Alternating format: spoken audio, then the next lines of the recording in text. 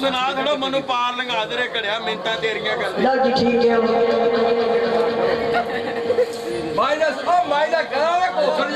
लो जी फरमाइश और चंद बोल ने सोनी दा घड़े दा सवाल जवाब है लो जी शेर सोनी दा बोल के सोनी दा घड़े दा सवाल जवाब ने तो फरमाइश चंद बोल ना ही होंगे सब लोग ठीक लो जी थोड़ा सा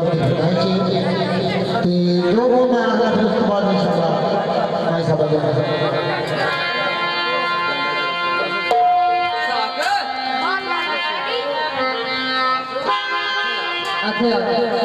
आते भी साथ ही आए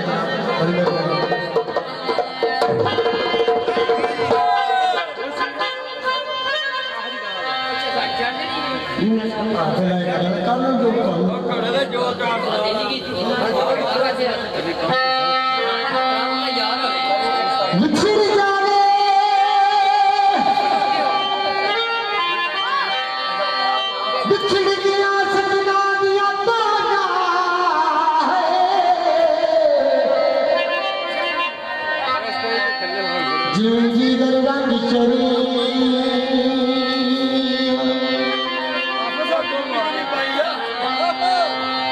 पता नहीं क्या दोस्तों ने फरमाइश तो बोले